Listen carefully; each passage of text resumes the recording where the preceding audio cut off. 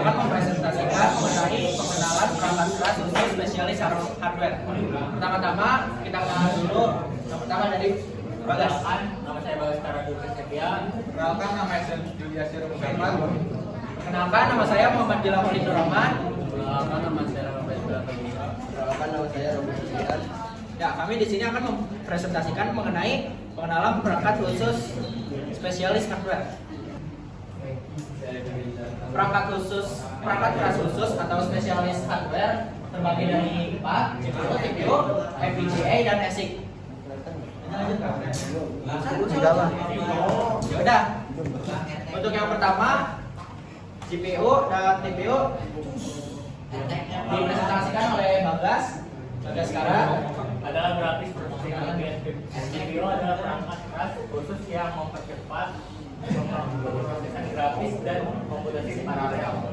Sangat efisiensi untuk tugas-tugas seperti rendering 3 dimensi, pembelajaran mesin, dan perusahaan bahasa alami.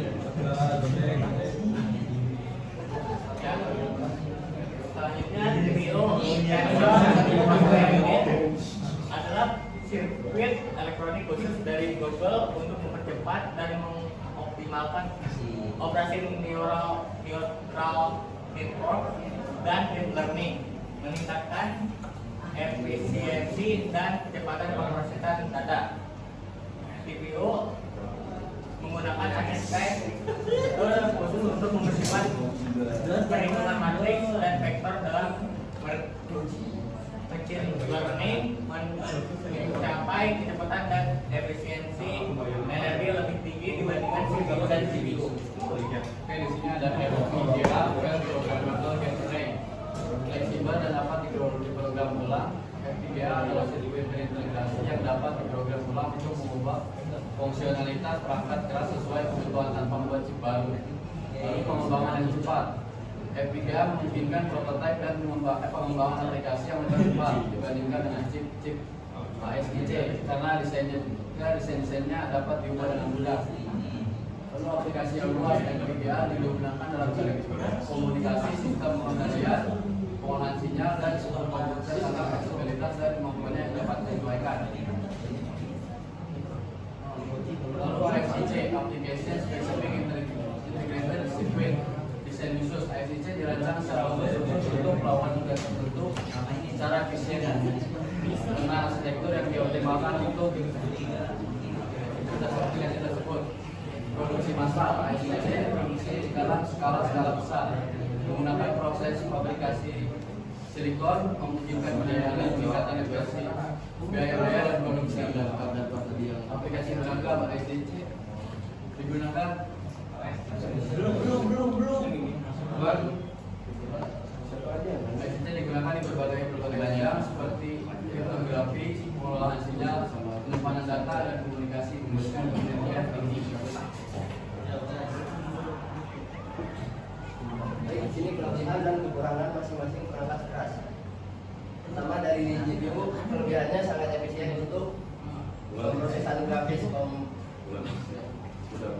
kompleks rendering tinggi dan aplikasi yang membutuhkan banyak komputasi paralel. Cocok untuk tugas yang dapat dibagi ke dalam banyak prediksi. Kekurangannya kurang efisien untuk tugas-tugas sekuensial dan tidak cocok untuk aplikasi yang membutuhkan komputasi yang kompleks dan banyak pengambilan keputusan. Terus untuk CPU, kelebihannya sangat efisien untuk tugas-tugas machine learning dan deep learning seperti inferensi dan pelatihan model, dapat menghasilkan kecepatan komputasi tinggi dengan konsumsi daya rendah. Dan untuk kekurangannya terbatas pada aplikasi machine learning dan deep learning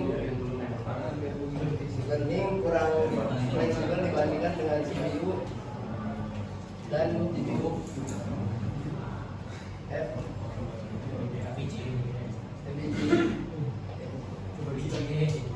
Kelebihannya dapat dikonfigurasi ulang untuk berbagai aplikasi, memberikan fleksibilitas tinggi, efisiensi dapat dalam hal kinerja dan konsumsi daya untuk aplikasi-aplikasi tertentu. Kekurangannya lebih kompleks dalam pemrograman dan pengembangan dibandingkan dengan CPU. Dan CPU tidak fleksibel CPU dan GPU dalam penggunaan ASIC. Kelebihannya dirancang khusus untuk aplikasi tertentu, sangat efisien dalam hal kinerja dan konsumsi daya dan tugas-tugas spesifik. Kekurangannya biaya pengembangan yang tinggi, tidak fleksibel dan tidak dapat diubah setelah pembuatan. Nah, lalu di sana perbandingan kinerja dan efisiensi energi. Yang pertama itu jenis-jenis perangkat, ada GPU yang berkinerja sangat tinggi untuk komputasi paralel dan grafis. Lalu efisiensi energinya konsumsi daya yang sangat besar. Lalu ada CPU tinggi untuk komputasi sensor tetapi terbatas pada aplikasi tertentu. Efisiensi energinya sangat efisien secara energi. Lalu ada FPGA, kinerjanya fleksibel dan dapat diprogram ulang, tetapi memerlukan desain yang kompleks. Efisiensi energi relatif efisien secara energi. Lalu ada FIC, kinerjanya tinggi dan optimal untuk aplikasi spesifik.